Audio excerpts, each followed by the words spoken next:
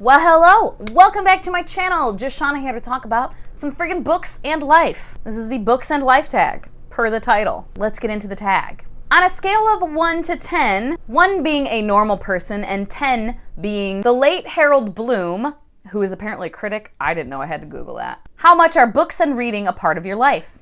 I would say probably like an 8. I read almost every day. I do, the booktube thing. So like an 8. I'm not like I review books, I guess, but it's not like my actual 9-to-5 job. Doesn't revolve around books. Like an 8 or 9. I don't know.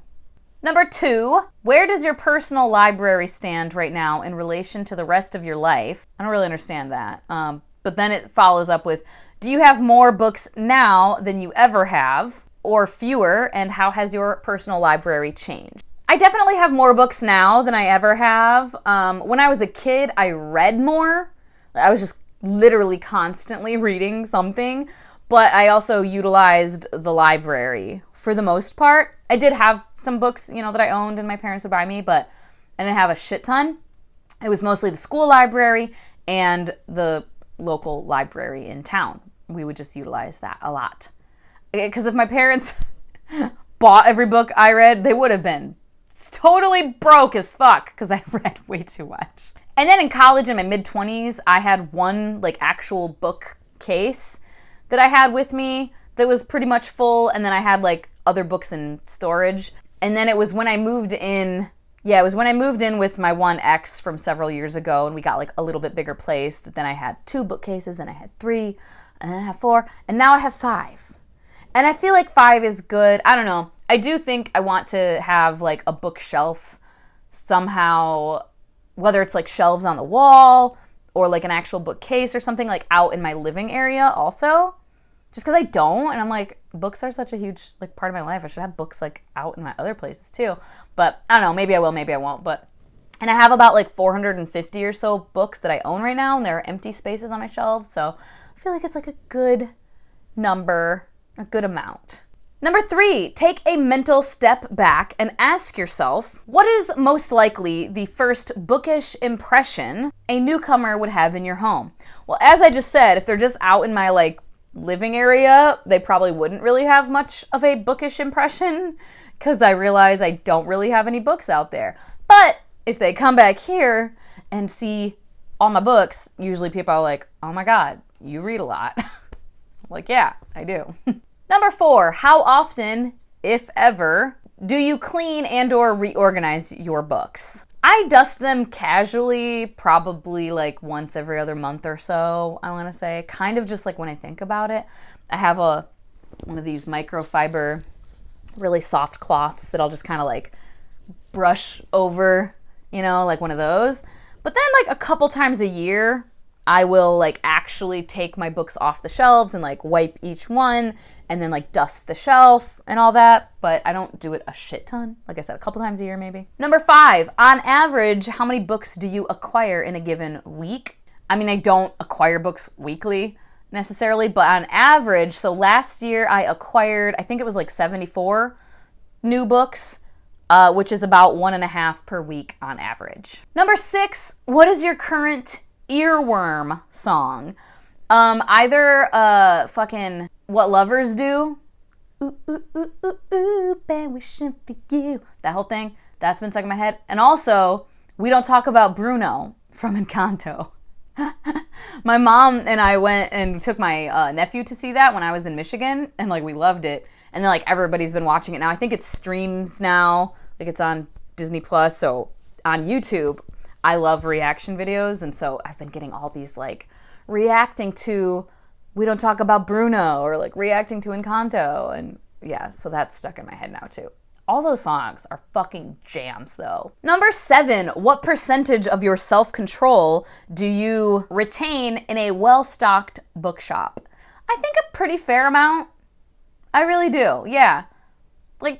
I usually will buy something, but usually if I'm going to the bookstore, it's because I'm unhauling books, so I'm getting some store credit. So I don't typically go buck wild, and I try really hard to only be buying books either of series that I'm continuing or books I've already read. I don't always do that. I do have 107 books that I own that I haven't read, but you know, I try. I don't go like fucking crazy. Number 8 is, do you ever feel the need to take a break from books? If so, what form does it take? I don't necessarily feel the need. I don't read all that fucking fast compared to a lot of people on BookTube particularly. But like if I'm ever down in the dumps, I'm going through something like kind of distracting in my personal life, which doesn't happen a lot, but like it happens here and there. I don't really read. I've said that before. So in those times, I'll just be watching TV, rewatching sitcoms that are like my comfort shows, which I do already anyway. Typically in those times, I'll rewatch something like really dramatic that's very distracting, like a Vampire Diaries or like The Originals or something like that, versus like a sitcom. Yeah, because it's like more distracting. Because all the sitcoms I watch, I've seen so many times. Like I know everything. Number 9 is, when you meet a new person, how long does it take you to bring up books? I think it depends. In like a group setting or like meeting a friend for the first time or something like that. I mean, if it comes up, or like what do you do for hobbies? Like, oh, I read.